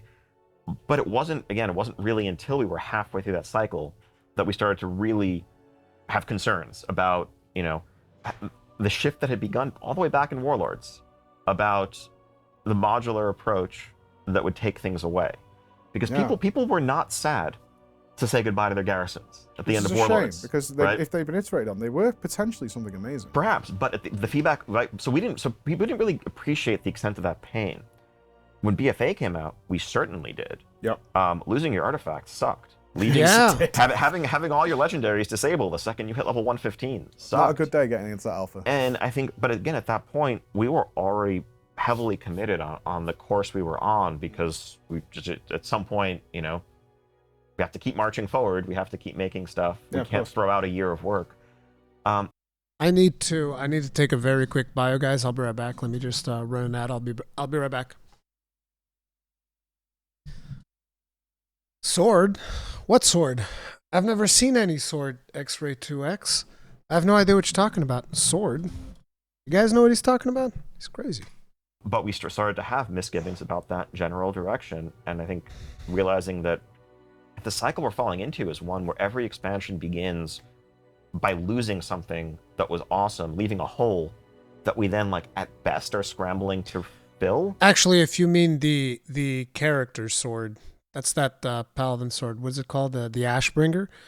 That was actually the Ashbringer, except it's got an artifact skin, which is something that you grinded for during Legion to get a special skin. So that would have been the Ashbringer with one of the alternate skins that you could get during Legion. And leave you maybe equal. But if you're talking about this sword, I can't even see it. It's invisible to me. All I see is beams of light going towards something. To where you were before, but if we screw up at all, lesser, that is not a path to success. And so that was the genesis for what I would like to think of as sort of the beginning of a third era of WoW philosophy, which begins with Dragonflight, which is trying to return to the idea of focused, evergreen things, improving baseline systems, introducing new systems into the game that we plan to carry forward, not introducing systems that we plan to, throw away at the end of a year and a half or whatever. But doing so, I think, in a more sort of thoughtful way that, as you were saying much earlier, gives us some opportunities to make use of prior content and, feels like it's going to be sustainable in the years to come.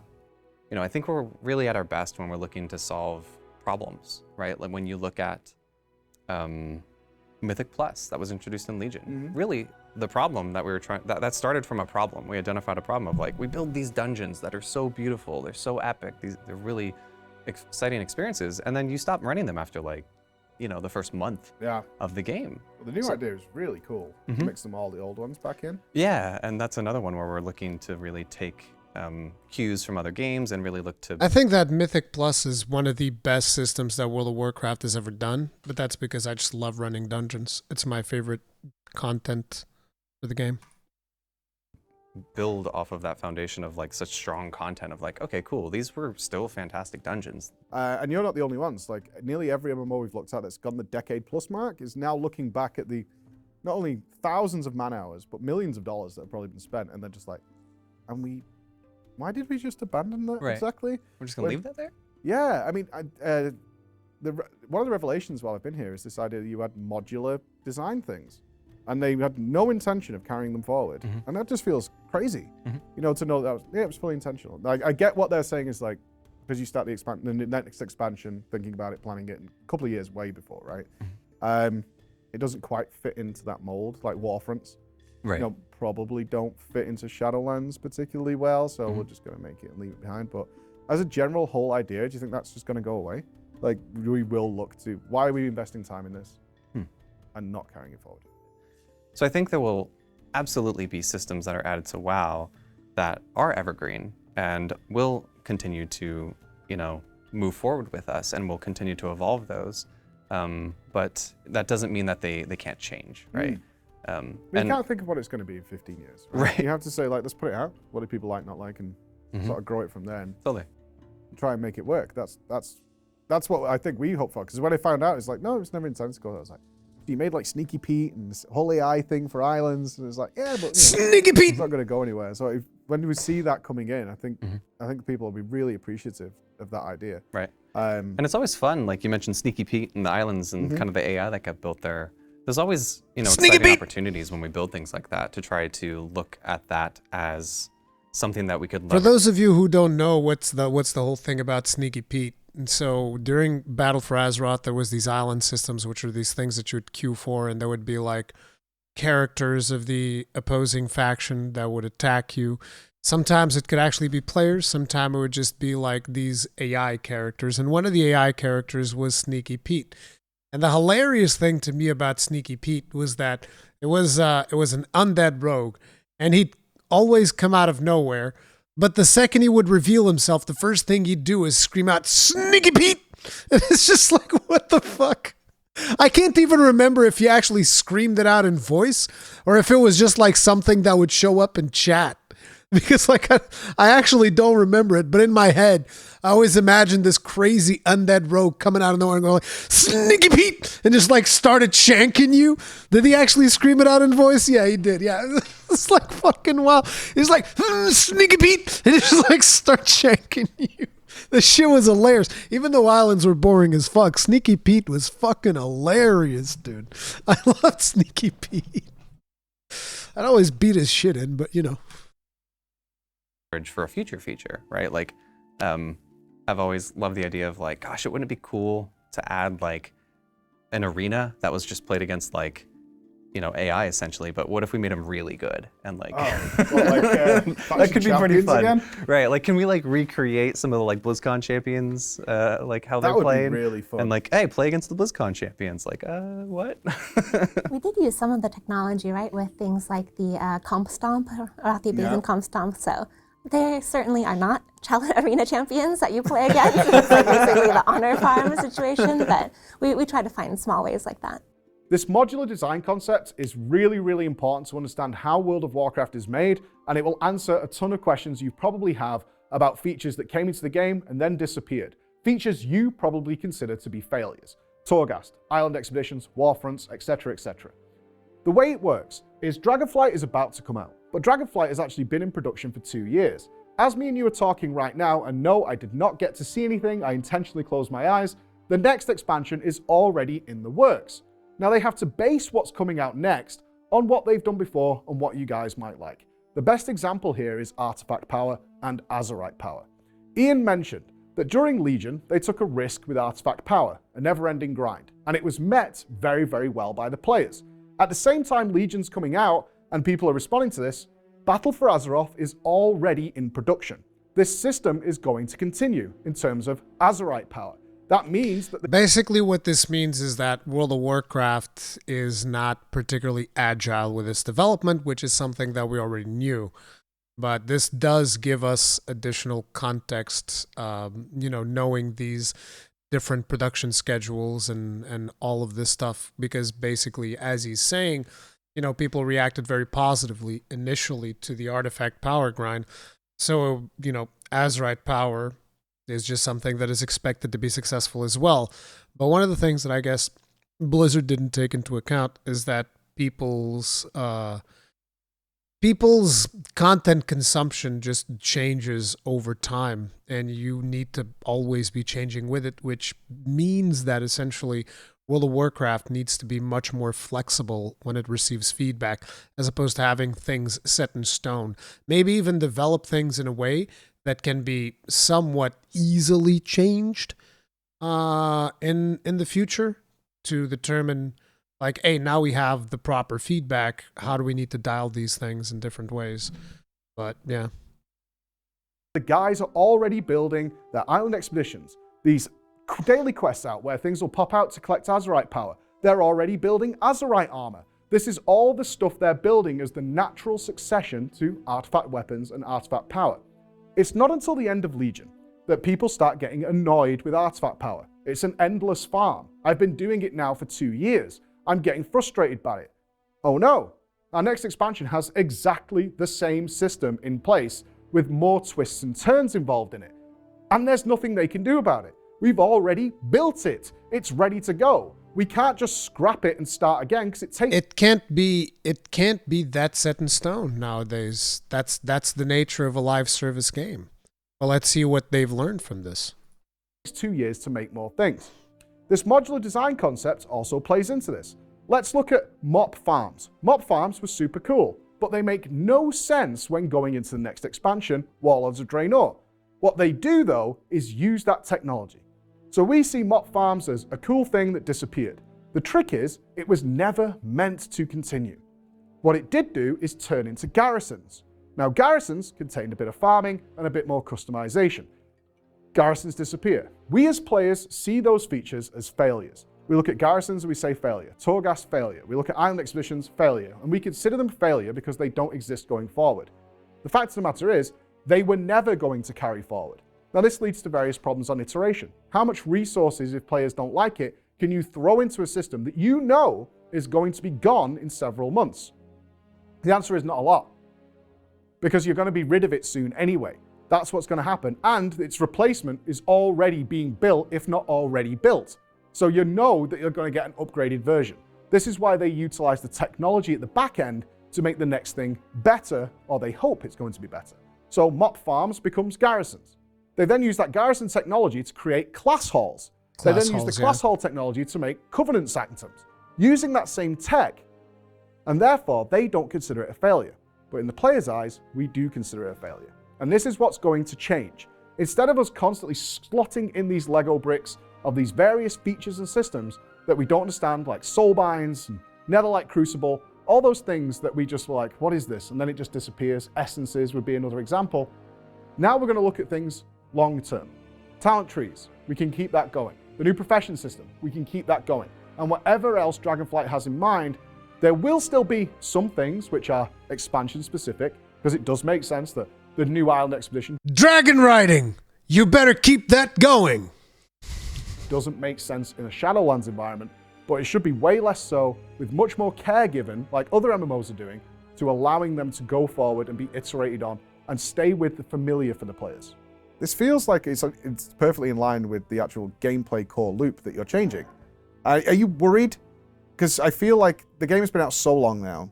Someone like me could look at Dragonflight and be like, heaven. I can come away for a week like I am now here with you guys.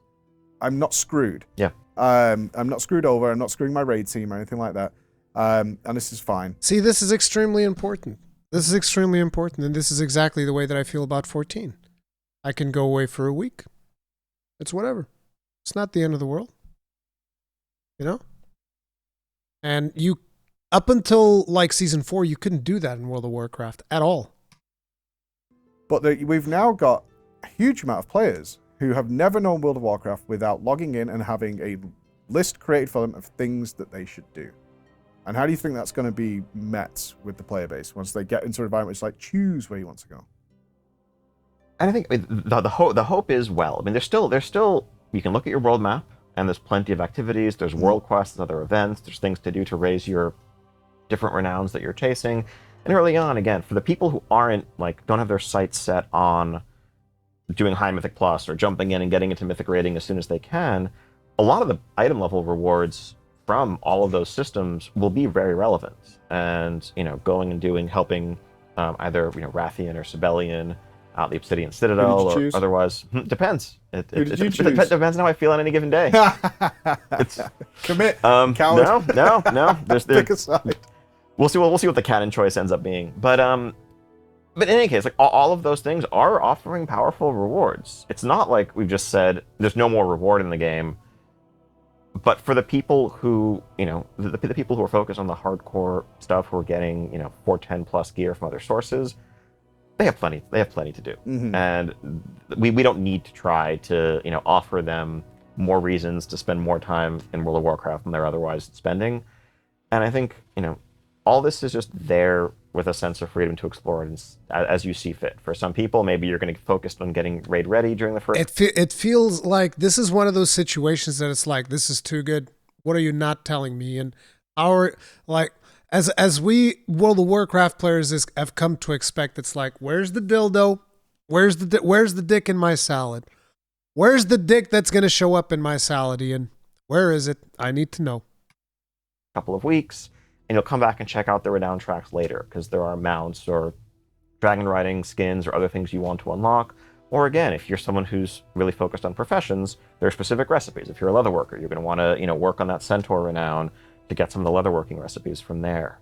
So it's all of the same philosophies are there. It's just we don't have that artifact power, that soulbind renown, that thing that is just hitting everyone over the head with being completely mandatory regardless of your playstyle. And again, that gets back to, we don't want to force players into content that they don't. Another important thing about this is, mark my words, this is something that me and Akalon talked about. This is something that I've heard Bellylard talk about. And I think even Preach has mentioned this as well, which is there are going to be players that are going to log into the game and they're going to be like, all right, where's my artifact power? There isn't one. Okay. Where's my renown power grind? There isn't one. How about the Azerite power? Like, where's... Wait, whoa. I can't infinitely grind for power? Game has no content. Game has no content. I can't believe you come out with a game and it doesn't have content. There's going to be players that are 100% going to respond like this. Like, there's no doubt in my mind that this is going to be something that is going to happen.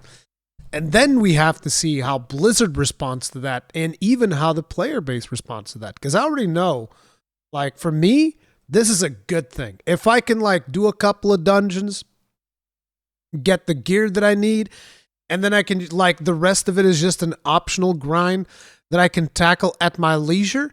This, to me, is a perfectly good thing. It is a whole of a lot better than me feeling pressured to constantly jump into the mall every fucking day when it's one of the most miserable experiences that you can possibly think about.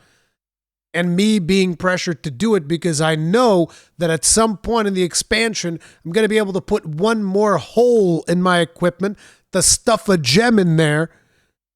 And that is somehow supposed to be the carrot at the end of the stick.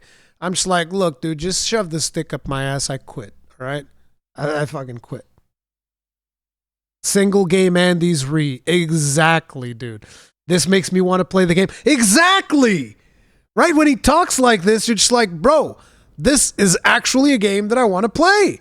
Because you're not forcing me to play it. Like, I can take time away from it to play Monster Hunter. I can take time away from it to play Final Fantasy XIV. And I can come back to it and not feel like I'm getting completely railed and I completely lost the train, and there's nothing I can do about it. I'm even considering playing DPS just so that I don't have to constantly focus on the roots and all of this other stuff from Mythic Plus. Because I love tanking Mythic Plus, but memorizing roots is a fucking pain in the ass. Inherently enjoy. We want to let you play the game the way you want to play the game. Are you far more relaxed now with it's okay if people aren't logging in week on week? If they log in just for... Because you mentioned earlier, raid logging would be the prime example, but obviously in terms of logging in to do the specific thing it wants to do. Because it's felt like for a good long time now, we want people online. Engaged! We want WoW to be a part of their daily habits, almost. By intention, your mission, even your mission board from BFA, collecting your Azerite power, whatever it might be. There's a lot of these systems seem designed to engage somebody at least on a daily basis as the norm. So are you more relaxed now with that? Probably isn't going to be. It won't be for me. Is what I would say. It's not going to be. There's other options out there that are equally as fun, and maybe less fun, but also I can jump into that experience very quickly. You've got games like Path of Exile out there that are just free. Sure. Not going through a great time right now. But generally speaking, the market is so flooded with this. Is this something you're adapting to, accepting, or? I mean, all the above to an extent. I mean, I think we never want, our goal is never habit in the sense of like you have to log in when you don't want to. Our goal is for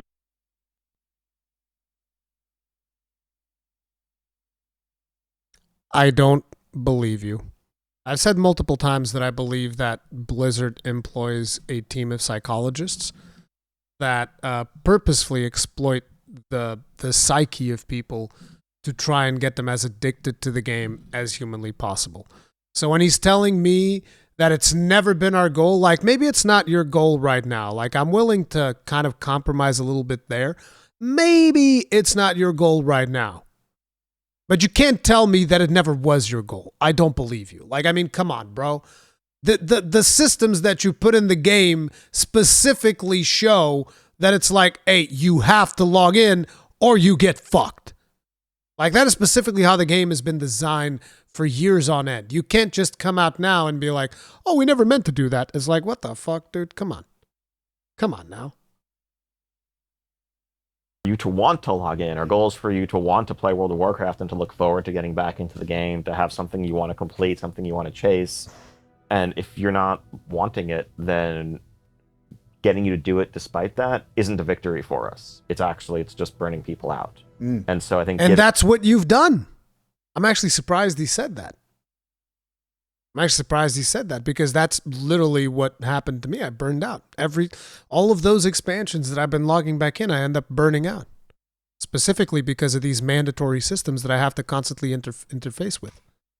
Giving people the freedom to feel like they can take a step away, do something in real life, play another game for a while without falling behind is valuable. For a while.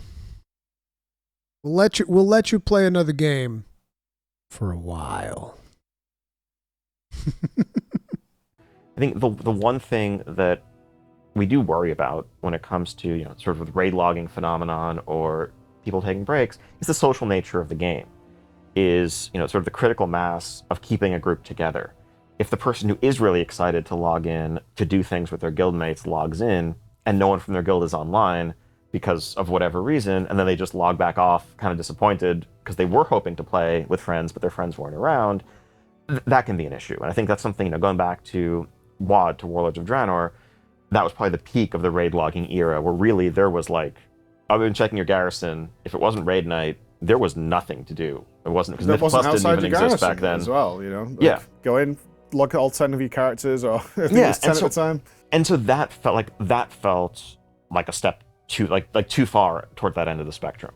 But ultimately, as long as we're keeping social groups somewhat healthy, we want people to be able to play the game in the way that makes them happiest. Excellent. This is all very positive, that, right? Yeah, it's like, it seems like it should. It's kind of a no-brainer, but well, no, I mean that's the experience I've had, and I've been on some mystical quest now, like Kung Fu, is like trying all these different experiences. Like the main thing I'm seeing is they just create experiences that you want to log in for, you don't have to log in for, which is what I remember from World of Warcraft. There's a player base of millions of folks who've said, we like this game, we've chosen to make this our home. We ignore them at our folly. Like, what do they want? What do they not want? I think that's enough about gameplay. Dragonflight is changing so much. This mandatory content that we've been burdened with for the last 8 years is going away. There'll still be some stuff, and that's basically them wanting you to be excited about it. Come and check it out, see what it's like, but then you can leave it alone. It's more of an introduction than anything else, and I think that's a fair balance that they've struck. But now we need to move on to a more sensitive subject. The elephant in the room. Sexual allegations against Blizzard has been a prominent subject around the world. It's still ongoing, with lawsuits still pending. I want people to remember one thing. I specifically said, and people were calling me out when I made this video. People were saying, Psh, yeah, right, like you're going to respect that, Psh, yeah, right.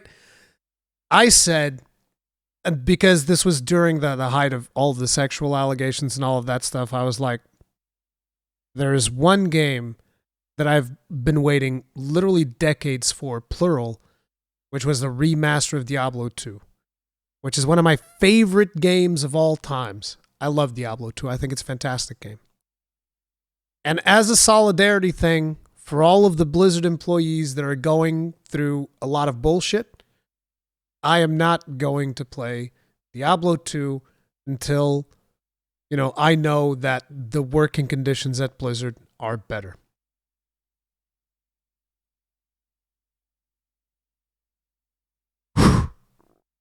Let's see what Preach has to report. He's as independent of a news source as you can get. What Preach says here goes. What Preach says here is going to determine if I get to play Diablo 2 or not.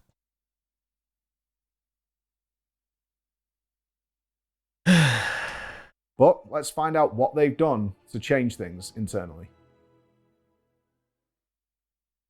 A frat boy culture. That is how Activision Blizzard is now being described here in this new lawsuit filed by the California Department of Fair Employment and Housing. The state agency alleges that female employees there are subjected to sex discrimination, unlawful sexual harassment, retaliation, and unequal pay. Let's get into a few ground rules of this subject because it's a little sensitive, and investigations are still ongoing and probably will be ongoing for a while, which means we can't dive into specifics. We're simply not allowed. I'm also not a journalist. I am not the person who should be diving into this stuff. There are lawyers and things working on this currently to find out exactly what happened and make sure the right people are compensated. We know certain things have happened at Blizzard. We are fully aware that they have done a complete equity paycheck on every single employee in the business, making sure that person A doing the same job as person B are being paid exactly the same amount for doing that job. We know that has taken place and people are very happy with it. What we're going to do is give Blizzard the platform. We're going to ask the question of what their goal is overall. What is their philosophy overall to make sure things like this never happen again? Amongst all the Dragonflight changes that have come from the last 7 years of expansions, it's been so changed, but you've also had so much, and we've got to get into this, is like so much upheaval internally with COVID. We obviously had all the harassment stuff that came through and massive changes amongst the staff. Like, how have you dealt with that in terms of dealing with the motivation of the staff, the internal environment, and then pushing forward with an entirely new philosophy on the game for Dragonflight? It's got to have been a rough couple of years. It's definitely been a challenging couple of years, but I think the team today is stronger and more tight-knit than we've ever been, having come through that and having weathered it.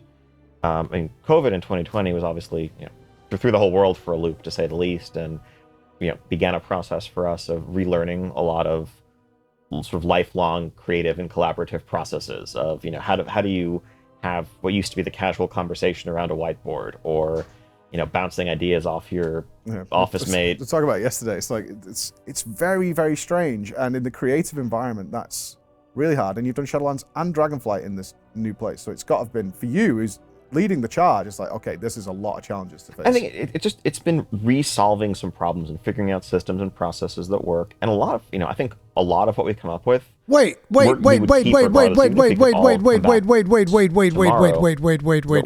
lot of Oh, okay. For a second there, holy shit. This is Overwatch. This almost looked like an Endwalker poster. I'm like, wait, what the fuck? An Endwalker poster? In the middle of fucking Blizzard HQ? Like, what the fuck is going on? No, this is Overwatch. This is a little scientist in Winston. I'd forgotten about that. I think a lot of what we've come up with, we would keep regardless, even if we could all come back to the office tomorrow. There are certain meetings that we would have that we'd keep virtual forever. I think it is it's the social connections, it's the casual interactions that are the hardest to reproduce, but we continue to work at it. And then obviously the other major event last year, I think really it triggered a period of ongoing self-reflection for the team as a whole, for the company as a whole. Starting last summer, it was both looking inward to our culture, to our history, to frankly ask, like, are we who the internet says we are? Is this who we really are? And I think the answer we came to is no, but also certainly it's who we never want to be and want to have no chance of being. And so how do we change our processes? How do we develop a culture of feedback and listening and openness and trust that makes sure that even the slightest hint of impropriety will be raised and dealt with before we ever got any place close to the allegations from years and years ago? But at the same time, we were also listening to our player base and kind of re-examining, we were hearing lots of feedback, not just about anger at the revelations in the lawsuits, but about the state of the game. Yep. It was a you double know, whammy. your I'm quitting video very much included. Of like, we're missing something big here, right? Our goal at the end of the day is to make a world that players want to spend time in, that they're going to love spending time in, and that's the passion that drives all of us. And we're failing. This is the third day we've been here on the Blizzard campus, and it's a strange, strange place. It is important to mention that, people overcoming trauma together does generate a strong bond. Whether or not that is what happening in Blizzard, this was one person's account. I need to hear from more people. It's huge. 7 giant buildings housing Overwatch over there. They're doing World of Warcraft in there. They're doing WoW Classic over there. It's a weird, weird environment to be in because there's nobody here. Blizzard has been running about 15% staff on site since Shadowlands, since COVID kicked in, and it doesn't plan on changing. People that are here generally come in for 1 or 2 days a week. The rest of the time they work from home. And all across California, to the other gaming companies we've spoken to this week, that is going to stay exactly like that. The last 4 years have been really tumultuous for you guys. We've had COVID, and walking around yesterday, wonderful access to see everything and see how it works, but desolate. Very strange, an eerie feeling, because everything is designed for so much fun. Yeah, well, today's an anomaly, and I know that. I've been told that many times by the comms team. They're like, it's not like this. We've not set this up. These aren't paid actors to give it some life. But we did the full tour yesterday. Everything you guys have set up for all the staff is so fun. Like, they're very creative in their places. Seeing the team, the staff just playing volleyball at lunch, that's exactly why we're here. No one sees that, right? Yeah. That's what they don't know happens. Yeah. But obviously then the allegations come out, huge shake up at the top. And you guys are the ones who steered that ship, as far as I know. So we need to know, how did you do that? You came into a really rough patch, and then you seemingly have got here. So, well, I mean, as you pointed out, who could have predicted the last couple of years? Just having COVID and having to work from home, and we literally mobilized within a couple of days. It's like, okay, everyone, there's a lockdown happening. You need to go home to be safe. And, we're going to make sure you have equipment. And, then we literally went through a cycle of getting everyone machines. That alone was a big deal, to deal with. And certainly, the issues that we faced as a company and even as our team. Yeah, see, in Portugal, they just sent everybody home, but they didn't give anybody machines. Like, I have a very good friend of mine, consider him like a brother pretty much. And he was just stuck home, and he had a really old laptop. And I was just like, bro, I'll loan you one of my older PCs, which is still way better than your crappy laptop. And I even loaned him a really old iMac that I had, but that can be used as a really good monitor. So I was the one trying to make sure that my friends could fucking survive, because nobody in Portugal gave a shit about anybody. As a matter of fact, it's actually interesting because the name of the computer that I loaned him was Rathian. It was my old streaming PC. And it's really funny because he was telling me a story about how the other day he had to go to the office, and there were people, they were talking about the software licenses, and software licenses would have it would show up the name of the computer they're installed in. And some guy was like, okay, who the fuck is just pirating our software, bro? What the fuck is this computer Rathian? And my friend's like, that's mine. I'm using that software license.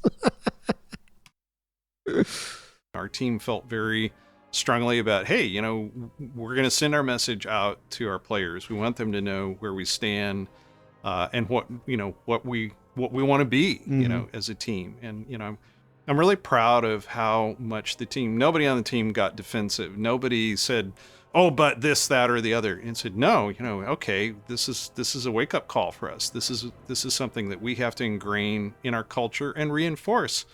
And we've grown as a team, and as new players come onto our team, we want to make sure that they are safe, that they understand what our values are, and that, we want our game to be inclusive and diverse. Because after all, our audience it's around the globe. I'm going to throw one thing at you, because I also oversee the Warcraft franchise. Yes. In our 28-year history, we've accumulated 250 million players. in Warcraft. Just Warcraft. Around 250 million players. It's crazy when you see the number, right? It's nuts, right? It just seems unrealistic. You think of how big that is, and it's important that the team that is making the game and the content that's in that game reflects that diverse audience, and that's something that this team has embraced wholeheartedly, and it's been great. It's been great to see, and in letting our game and our team speak for us, and what we stand for. I've never been through that kind of experience before, especially making games, which I think a lot of people think of as There's kind a of trivial doggo! entertainment, or at least they did when I There's a little first got doggo! started Used with to it. be. Used to be, And for now sure. it's an important part of people's lives. No, I totally get that, and I can't say I've never seen a happier workforce besides mine, obviously.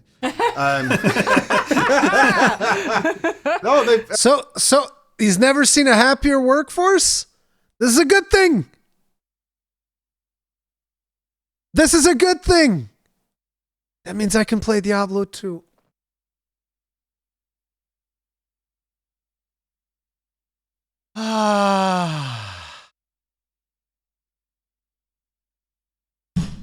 Oh my god, I finally can play Diablo 2. Holy shit. Vanessa Silver says, anecdote from another streamer who has a friend who works at Blizzard, call it hearsay or other similarities. They've reported that things are better as of October. Oh my god, watch Ruri scrap Dragonflight, go play Diablo 2. Exactly, dude! Dragonflight, what? I'm gonna go play Diablo 2. Fuck this shit. I've been waiting for years.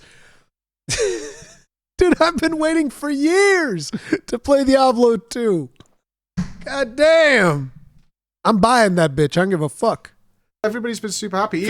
Actually, no, I should say I do give a fuck because I've waited for a long period of time until I can finally see a fucking report from an unbiased source that is reporting on the working conditions at Blizzard, and everything indicates that things are much better. Holy shit. Speak candidly if you don't agree. But it generally has felt that way being here, because that's exactly why I asked to do this. I watched the latest couple of interviews. The Dragonflight announcement I really disliked because it was very glossy and shiny. I was like, this isn't gamers. It's not us. Who are you talking to? And then you get here and it's like, this is the reality. Chilling out, shouting, playing volleyball, and doing all those kind of things. And I think you should be proud of what you've done, because unless you're all like it's a North Korea thing going on out there, everyone seems pretty happy. The stories that came out over that time were absolutely horrific, and they're still ongoing, which is why the guys couldn't say much. No woman working anywhere should feel that way, and this is an industry-wide problem that we're seeing all over the place and hopefully is being addressed. Blizzard themselves are doing what they can, making sure that the lines of communication are open, and the message has been absolutely loud and clear. We spoke to people off camera, on camera about this, and that message was simple. This can never, ever happen again. They can't afford to have it happen again, and they don't want to be associated with that kind of environment, and they're trying to move forward as a team, and as Ian said, they don't want to be the people the internet says they are. They don't want that at all. And it's nice to see that during the stages that the staff did, that John Haidt was out there supporting them as well. The new leadership is a big part of why we went. Fresh blood in. We've had Holly come in, Mike Ibarra come in, and we have Microsoft potentially coming in the future, who are all addressing this issue to make lives better for themselves. And we hope for that to be there. In total, Activision Blizzard has laid off 37 staff, reprimanded a further 40 plus. I can't predict the future, and it's not my place to do so. I can't talk to everybody at Blizzard, and the fact is, as was pointed out to us several times, is the fact that people can now work from home has given them a safety net to be able to speak out as quickly as possible if something is going wrong. What the future holds is on Blizzard. And so we'll pay attention to these ongoing lawsuits, what's going on and what they're doing with. But I can tell you this, and I'm okay with saying this. What I saw while I was there was extremely happy people. Obviously not everybody's there, but that's what I saw. The only times that Blizzard asked us to turn our cameras around was when the staff were squealing with delight at seeing other employees. They've been apart for so long, and they love working there, and they love the other people they work with. We've heard from other sources that you will see in other interviews coming out later that the rumors and reports are that things are much, much, much better at Blizzard itself, especially in the Warcraft team, and they're all working to make things good for them. That's what we know, but it's up to them to prove it. The other thing I want to discuss is, why did we go? Why did we do this? Why did I pay to send me and another member of my staff all this equipment over across the other side of the world in order to see Blizzard?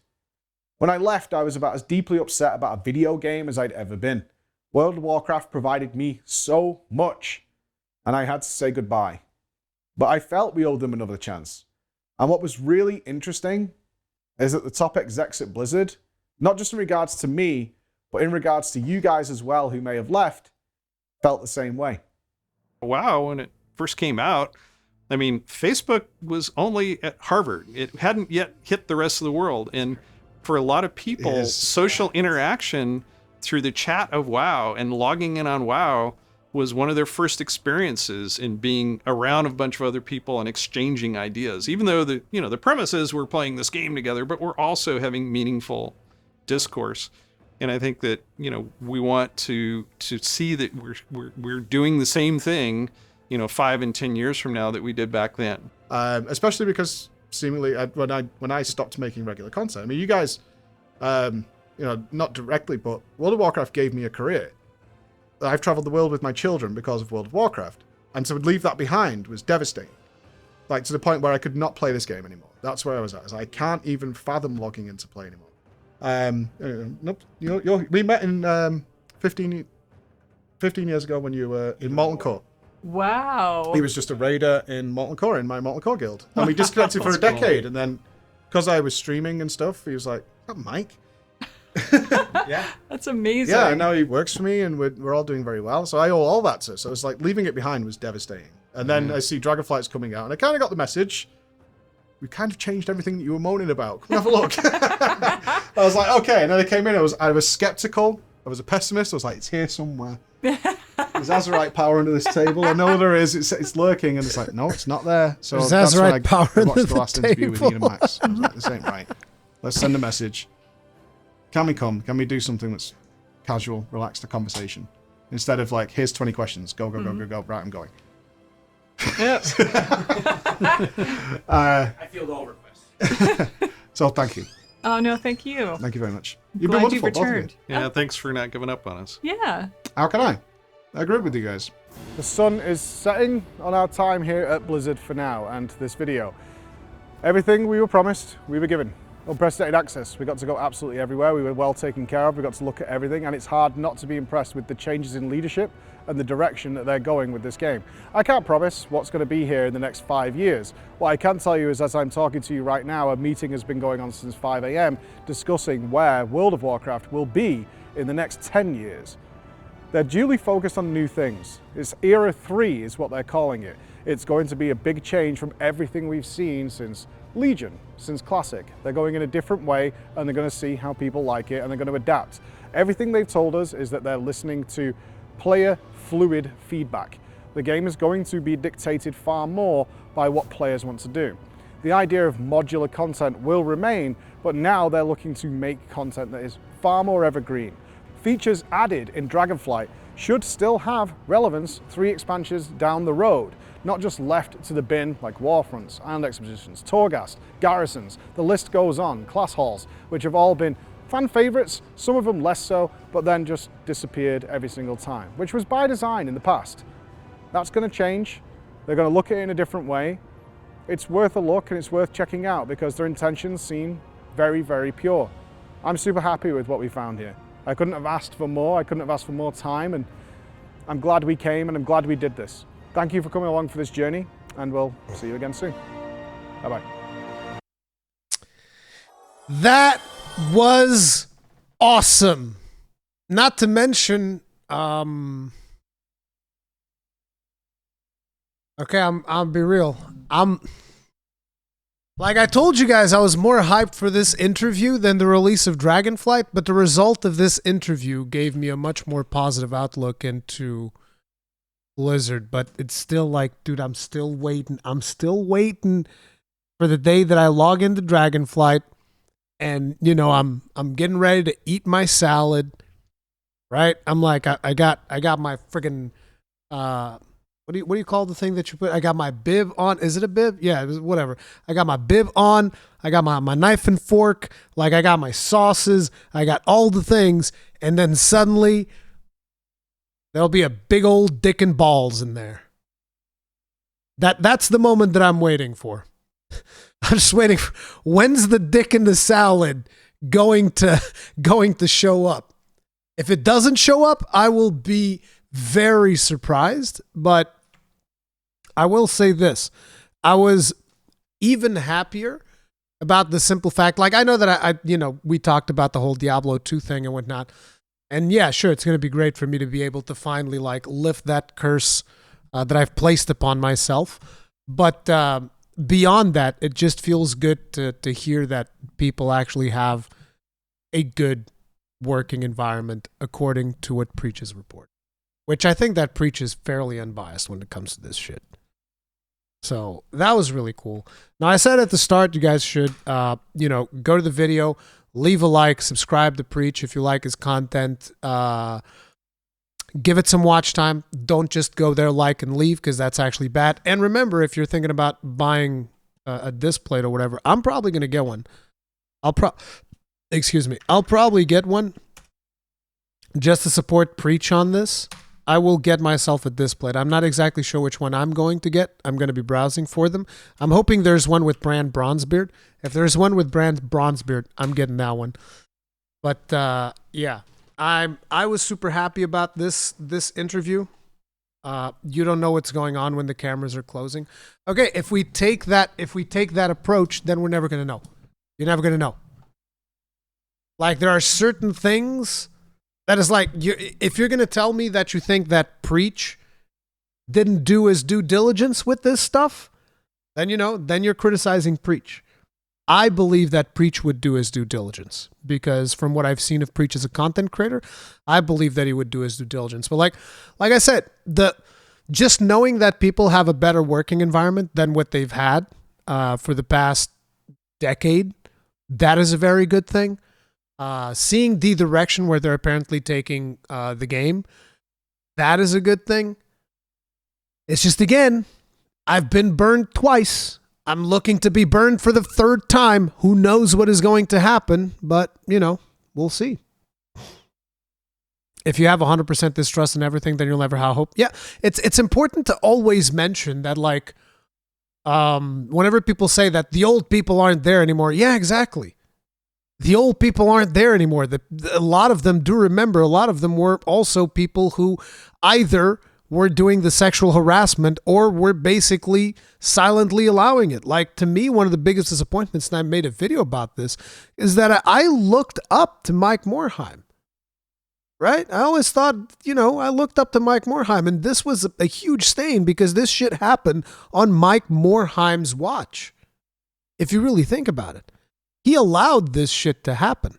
Like, I'm not saying that he fostered this environment or whatever, but at the end of the day, it happened on his watch. And people have said that they went to speak to him and he ignored a lot of the shit that was going down.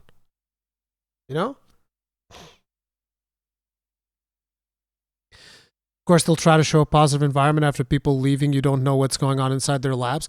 I mean, but you need to understand, this isn't something that Blizzard invited him to go there.